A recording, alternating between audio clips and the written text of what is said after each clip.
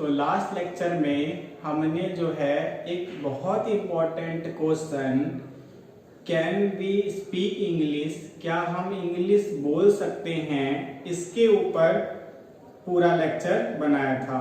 और उस पूरे लेक्चर के अंदर सिर्फ हमने इस क्वेश्चन को ही डिस्कस किया कि आप इंग्लिश बोल सकते हो कि नहीं।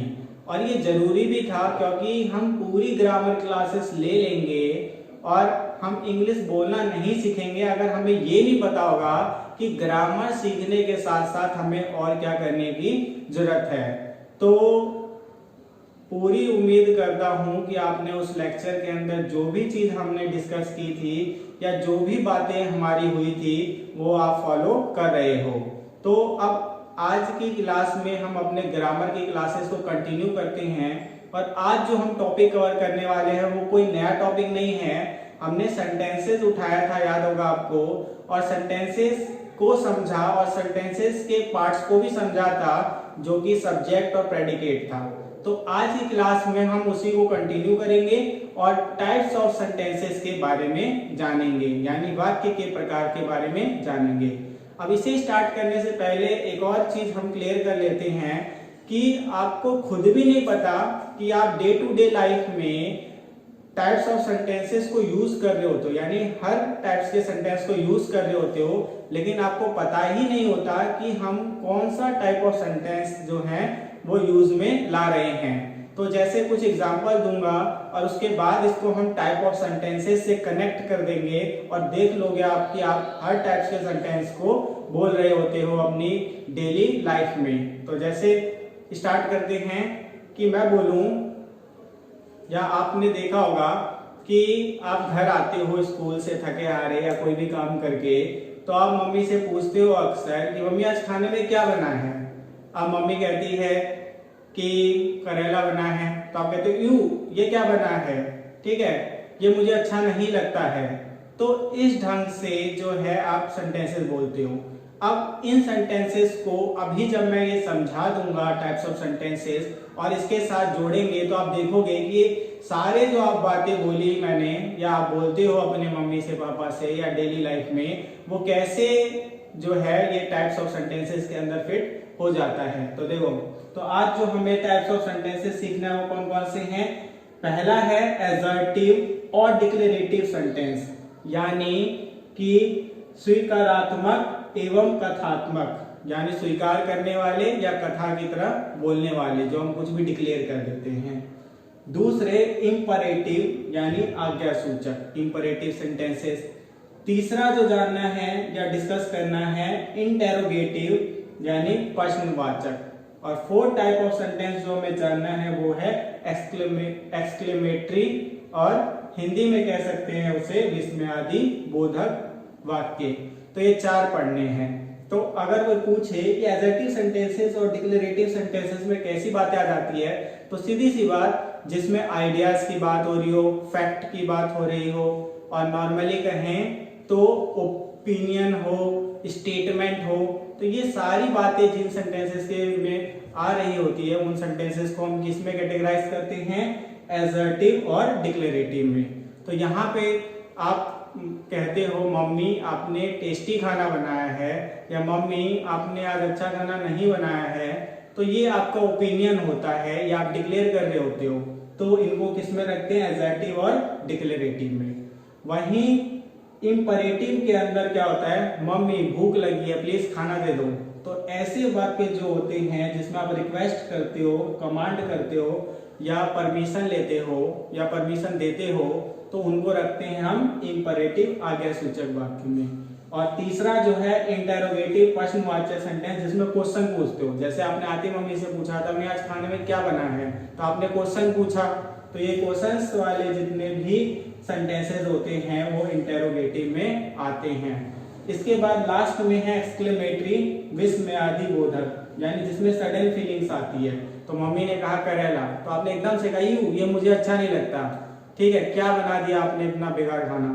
तो ये जो सडन फीलिंग्स आती हैं, वैसे जो वाक्य होते हैं उनको हम रखते हैं एक्सक्लेमेटरी सेंटेंसेस के अंदर। तो देखा आपने कि हम हर टाइप ऑफ सेंटेंस यानी ऑल टाइप ऑफ सेंटेंस को अपने डेली रूटीन की लाइफ में कहीं ना कहीं डिफरेंट प्लेसेस पे यूज कर रहे होते हैं और हमें खुद ही नहीं पता होता कि हम कौन से टाइप ऑफ सेंटेंस यूज कर रहे हैं। तो आज जो है हम इसी को डिस्कस करेंगे। तो चलो स्टार्ट करते हैं, let's get started.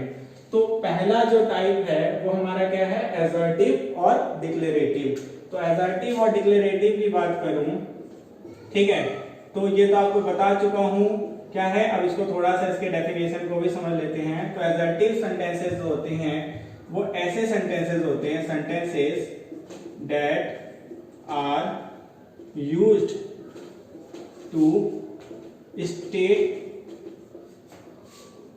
Ideas, facts, opinion and is statement are called assertive sentences। ठीक है, तो यहाँ पे जो है सेंटेंसेस जिसमें आइडियाज की बात हो रही हो, फैक्ट की बात हो रही हो, ओपिनियन की बात हो रही हो या वो स्टेटमेंट होते हों तो उन्हें हम एसर्टिव सेंटेंसेस कहते हैं। ठीक है, अगर एग्जाम्पल की बात करूं तो मैं एक नॉर्मल सा सेंटेंस लिखूंगा कि डॉक्टर APJ अब्दुल कलाम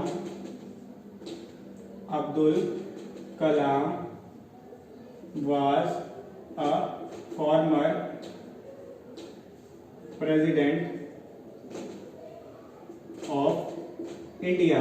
तो यहां पे मैंने क्या किया कि एक डिक्लेरेटिव सेंटेंस यानी कि स्टेटमेंट कहा कि डॉक्टर APJ अब्दुल कलाम जो थे भारत के पूर्व राष्ट्रपति थे या भूतपूर्व राष्ट्रपति थे, जिन्हें मिसाइल मैन भी कहा जाता था।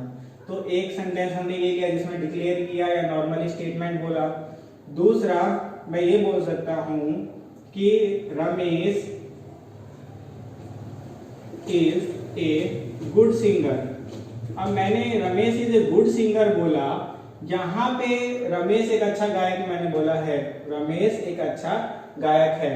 तो ये मेरा ओपिनियन है, हो सकता है कि मेरे को ऐसा लग रहा हो और को ना लगता हो क्योंकि मेरा फ्रेंड है, तो इसमें हमने ओपिनियन की बात की। ठीक है, ऐसे ही हम आइडियाज के बारे में बात कर रहे होते हैं। जैसे एग्जाम्पल के लिए मैं बोल सकता हूं कि आई build a house for puppy। ठीक है, मैं पपी के लिए घर बनाऊंगा। तो मैंने क्या की, आइडिया की बात की, कोई आइडिया लाया। ठीक है, तो I build a house for puppy. ऐसे ही जो है मैं फैक्ट की बात कर सकता हूं, the sun rises from the east. ठीक है, तो सूरज उगता है पूर्व दिशा से। तो यहां पे मैंने फैक्ट की बात की। तो ऐसे सेंटेंसेस जिसमें स्टेटमेंट की बात की जाए, आइडियाज की बात की जाए, फैक्ट की बात की जाए, फैक्ट मतलब जो सही हो सकते हो उनकी बात की जाए, तो उनको हम किसके अंदर कैटेगराइज करते हैं, एसर्टिव या डिक्लेरेटिव सेंटेंसेस के अंदर। तो होप ये समझ आ गया होगा, इसे नोट डाउन कीजिए।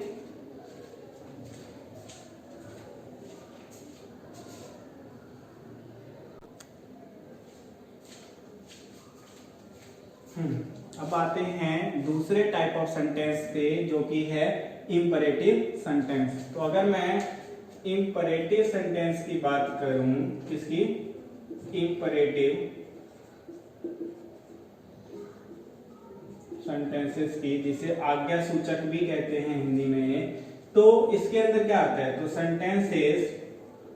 Sentences that are used to convey advice, इसके अलावा कमांड, रिक्वेस्ट एंड परमिशन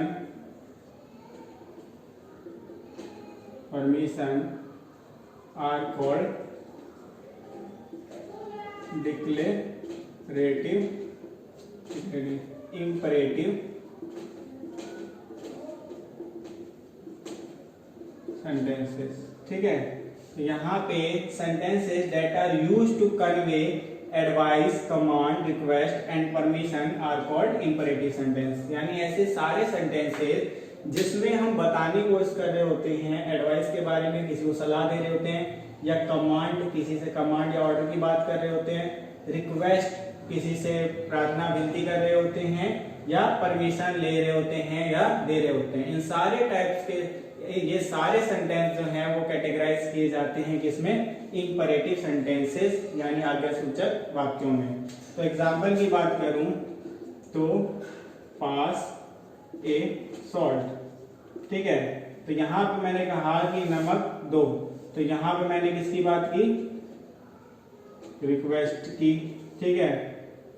तो इसके अलावा प्लीज बी क्वाइट, अब यहाँ पे मैंने कहा कि कृपया शांत हो जाओ, तो यहाँ पे मैंने किसकी बात की, फिर से रिक्वेस्ट। गो आउट, तो यहाँ पे मैंने जो है वो क्या किया, कमांड दिया कि बाहर जाओ। जैसे गुस्से में कहते हैं जब बहुत शोर कर रहे हो, ठीक है, बहुत सारे स्टूडेंट्स हैं और वो शोर कर रहे हैं, तो मैडम किसी एक को देखती हैं और कहती है जाओ बाहर जाके खड़े हो जाओ, तो go outside and stand there. तो ये क्या होता है, कमांड या ऑर्डर। इसके अलावा हम कह सकते हैं और कौन से सेंटेंसेस, बी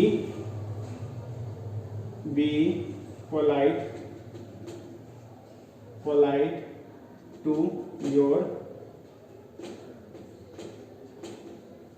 एल्डर्स, ठीक है। तो यहाँ पे या ऐसा भी कह सकता था, ओबे योर एल्डर्स। तो यहाँ पे किस चीज की बात हो रही है, यहाँ पे बात हो रही है एडवाइस, सलाह की बात हो रही है कि अपने बड़ों का कहना मानो, ओबे योर एल्डर्स। दूसरा है be polite to your elders, यानी कि अपने बड़ों के साथ शांति से पेश आओ, यानी शांति से बात करो। तो ये जो सेंटेंसेस थे, ऐसे सेंटेंसेस जिसमें एडवाइस की बात हो रही होती है, कमांड की बात हो रही होती है, रिक्वेस्ट की बात हो रही होती है, या एक और ऐड कर दूं, जैसे मैं यहाँ पे बोल दूं मे आई गो टू वॉशरूम, तो यहाँ पे जो है क्या है कि हमने एक सेंटेंस लिया, इसमें परमिशन की बात हो रही है, परमिशन मांग रहे हो, ठीक है। तो ये जो सेंटेंस हो गए जिसमें परमिशन की बात हुई, एडवाइस की बात हुई, कमांड की बात हुई, रिक्वेस्ट की बात हुई, तो ऐसे सारे सेंटेंसेस को हम कैटेगराइज करते हैं इम्परेटिव में। तो इसको भी नोट डाउन कीजिए।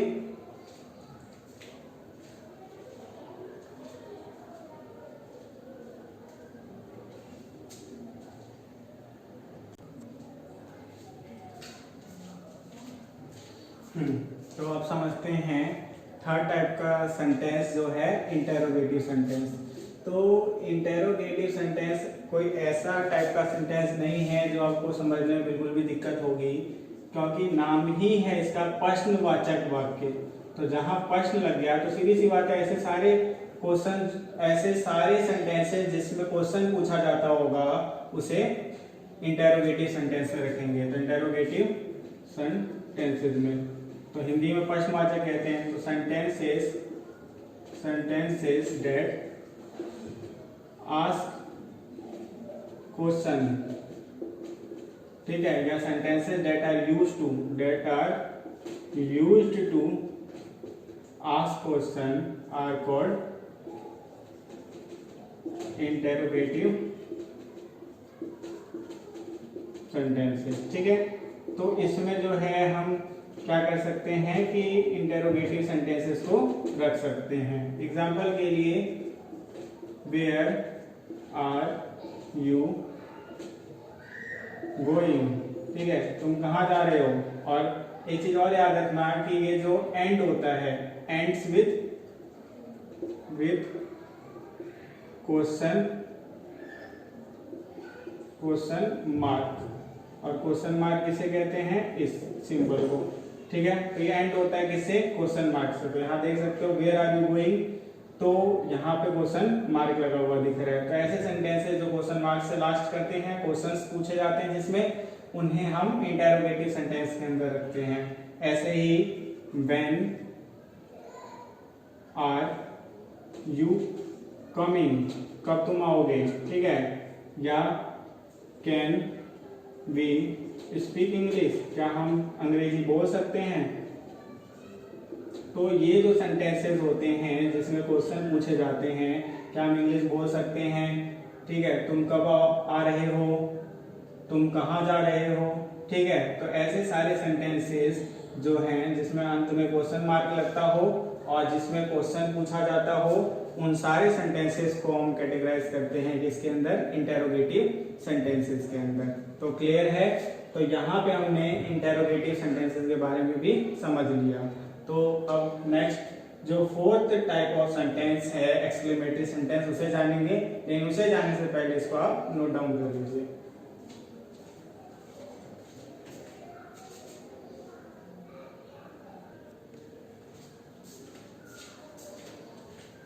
तो अब हम लास्ट टाइप ऑफ सेंटेंस जो है एक्सक्लेमेटरी सेंटेंस, इसको डिस्कस करते हैं। तो एक्सक्लेमेटरी सेंटेंस को अगर मैं बोलूं, एक्सक्लेमेटरी, तो याद होगा कि लास्ट से लास्ट लेक्चर में हमने इंटरजेक्शन, जब पार्ट्स ऑफ स्पीच का इंट्रोडक्टरी क्लास ले रहे थे तो वहां में हमने इंटरजेक्शन समझा था। उसका मतलब भी क्या था, विस्मयादि बोधक। इसका मतलब भी क्या है, विस्मयादि बोधक। तो यानी इंटरजेक्शंस जो हमने पढ़े थे वही जो है उसी के इस्तेमाल से जो बनते सेंटेंसेस होते हैं उसे हम एक्सक्लेमेटरी सेंटेंस कहते हैं। तो यानी हम यहाँ पे लिख सकते हैं sentences that are used to express sudden emotion या फीलिंग। अब ये इमोशन और फीलिंग आपको पता है कि क्या हो सकता है, जॉय हो सकता है, ग्रीफ हो सकता है, सरप्राइज हो सकता है, ठीक है, सैड हो सकता है, ठीक है, या फिर परमिशन के लिए हो सकता है। तो यानी कि क्या है कि ऐसे सारे सेंटेंस जो एक्सप्रेस करते हैं सडन इमोशन को या फीलिंग्स को, तो उन्हें हम क्या कहते हैं, एक्सक्लेमेटरी सेंटेंस। एक्सक्लेमेटरी सेंटेंसेस, उन्हें हम रखते हैं एक्सक्लेमेटरी सेंटेंसेस के अंदर। तो याद रहेगा। अब एग्जांपल के लिए और एक चीज और बस इसमें याद रख लेना कि ये एंड होते हैं, एंड विथ एक्सक्लेमेशन मार्क। और एक्सक्लेमेशन मार्क जो है हमने सीखा था जब इंटरजेक्शन सीख रहे थे कि एक ऐसे स्टिक होती है और उसके नीचे एक डॉट होता है, ठीक है।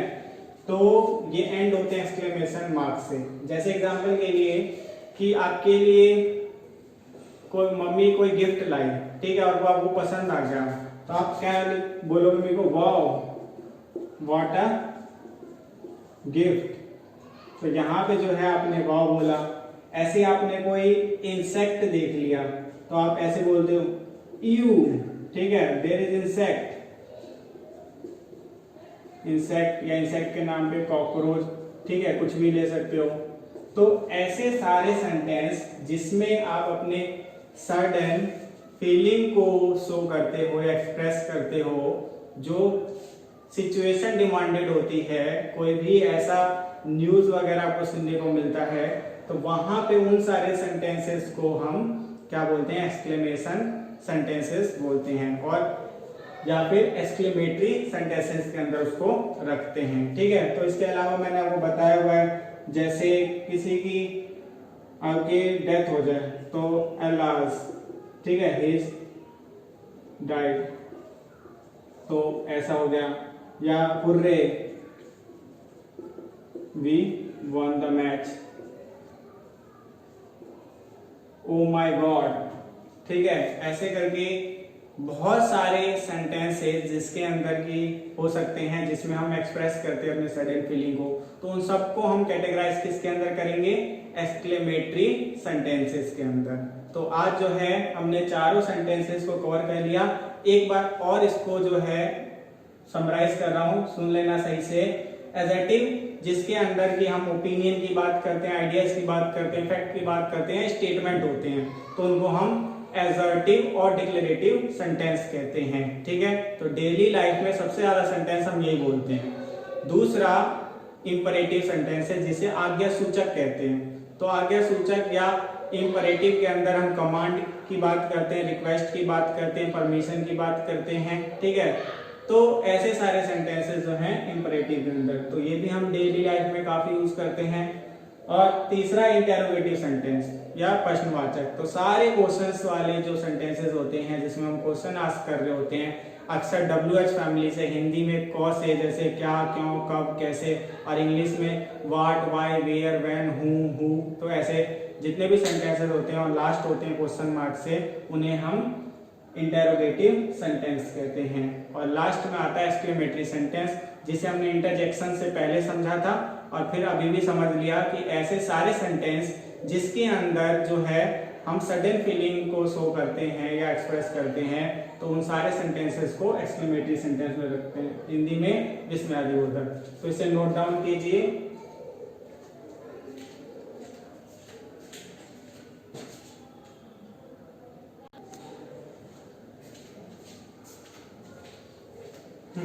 तो ये जो है हमने टाइप्स ऑफ सेंटेंस जो हैं वो कवर कर लिया, लेकिन इसके साथ हमें एक और टाइप्स ऑफ सेंटेंस है जो कवर करना है, तो उसे हम क्लासिफिकेशन 2 के नाम से कह सकते हैं, जिसके अंदर कि हम जानेंगे एफर्मेटिव, ठीक है, दूसरा है नेगेटिव, तीसरा है इंटेरोगेटिव, और फोर्थ है इंटेरोगेटिव नेगेटिव। अब यहां पे जो है एफर्मेटिव होता है सकारात्मक, ये होता है नकारात्मक, जिसमें ना नहीं किया जाए, नकारात्मक। ये प्रश्नवाचक जान लिया है, और ये प्रश्नवाचक नकारात्मक, जिसमें प्रश्न भी पूछा जाएगा और ना भी किया जाएगा। ठीक है, तो ये जो है जब हम टेंसेस सीखेंगे, टेंस सीखेंगे, काल सीखेंगे, तो उस समय पर काम में आएंगे। तो इसको जो है जब हम टेंस सीखेंगे उससे पहले थोड़ा क्लियर कर दूंगा। अभी के लिए इसको सिर्फ ब्रीफली समझ लेते हैं कि एफर्मेटिव सेंटेंसेस में सिंपल सेंटेंसेस आता है जिसमें नहीं किया जाता, यानी ना नहीं आता, प्रश्न नहीं पूछा जाता है, या प्रश्न और ना नहीं वाले सेंटेंस होते हैं। तो सबसे सिंपल सेंटेंसेस जो होते हैं, स्टेटमेंट वगैरह, वो एफर्मेटिव सकारात्मक में आते हैं। ठीक है, नेगेटिव के अंदर ऐसे सारे सेंटेंसेस आते हैं जिसमें मना किया जाता है, नकारात्मक, ना नहीं आता है हिंदी में, और इंग्लिश में नॉट यूज होता है। इंटेरोगेटिव में वही प्रश्न पूछे जाते हैं, ठीक है, क्वेश्चन आस्क किया जाता है और अंत में क्वेश्चन मार्क आता है। और फोर्थ है इंटेरोगेटिव नेगेटिव, जिसमें क्वेश्चन भी पूछा जाता है और ना भी किया जाता है, तो नॉट और क्वेश्चन मार्क दोनों आएगा, और आपको समझ आ जाएगा जब कहीं पे क्वेश्चन पूछा जा रहा है और नहीं किया जा रहा है कि वो इंटेरोगेटिव नेगेटिव सेंटेंस है। तो एक एग्जांपल लेता हूं और उसके चारों सेंटेंस बना के दिखा देता हूं, जिससे थोड़ा और क्लियर हो जाए। जैसे एग्जांपल के लिए मैं कहता हूं कि कुछ भी लेते हैं यहाँ पे कि वह पढ़ रहा है, ठीक है, वह पढ़ रहा है। तो इसको नॉर्मली मैं कहूं इंग्लिश में तो ये क्या होगा, ही इज रीडिंग, ठीक है, तो ही इज रीडिंग। तो ये जो ही इज रीडिंग हो गया, ये क्या हो गया, ही इज रीडिंग, ये हो गया एफर्मेटिव, वह पढ़ रहा है। अब नेगेटिव क्या हो जाएगा, ही इज नॉट रीडिंग, अब इसमें क्या आ जाएगा, नॉट आ जाएगा, वह नहीं पढ़ रहा है, ठीक है। और इंटेरोगेटिव में क्या आ जाएगा, is he reading, is he reading, तो यानी कि क्या वह पढ़ रहा है, और क्वेश्चन मार्क आ जाएगा। और नेक्स्ट में आ जाएगा इज ही नॉट रीडिंग, क्या वह नहीं पढ़ रहा है, तो इसमें भी नॉट भी आ गया और क्वेश्चन मार्क भी आ जाएगा, ठीक है। तो यहाँ पे हमने क्या देखा कि एक और टाइप से हम क्लासिफाई कर सकते हैं सेंटेंस को, लेकिन वो हमें पता है और जब टेंस करेंगे तो उसको और अच्छे से जान लेंगे। तो यहाँ पे हमने बस ब्रीफली उसको डिस्कस किया कि ऐसे सारे सेंटेंस जो सिंपल होते हैं, स्टेटमेंट वाले होते हैं, एफर्मेटिव जैसे ही इज रीडिंग, वो पढ़ता है, वो खेलता है, वो जा रहा है, वो दौड़ रहा है, वो भाग रहा है, ये सारे सेंटेंस होंगे नॉर्मल वाले जिसमें नहीं किया जाए, क्वेश्चन ना पूछा जाए, क्वेश्चन पूछ के नहीं ना किया जाए, तो वो सारे सेंटेंसेस एफर्मेटिव में आते हैं। तो जैसे ही इज रीडिंग, वो पढ़ रहा है। ऐसे नेगेटिव में नॉट लग जाता है, यहाँ देखो नॉट ना नहीं हो रहा होता है, ही इज नॉट रीडिंग, तो वह नहीं पढ़ रहा है। ऐसे इंटेरोगेटिव में प्रश्न पूछा जाता है तो हेल्पिंग वर्ब जो है वो पहले आ जाता है, तो इज ही रीडिंग, क्या वह पढ़ रहा है, ठीक है। और इंटेरोगेटिव नेगेटिव में जो है वो हेल्पिंग वर्ब आगे आ जाता है, नॉट भी आता है और क्वेश्चन मार्क भी, यानी क्वेश्चन भी पूछा जा रहा है और नहीं भी किया जा रहा है, ना नहीं भी आ रहा है। तो ऐसे सेंटेंसेस इंटेरोगेटिव नेगेटिव में रखे जाते हैं। तो आज के लिए इतना ही, ठीक है। होप आप लोगों को सही से समझ आ गया हो। तो मिलते हैं नेक्स्ट लेक्चर के अंदर, तब तक इसे सही से समझिए और घर पे इसकी ज़्यादा से ज़्यादा प्रैक्टिस कीजिए।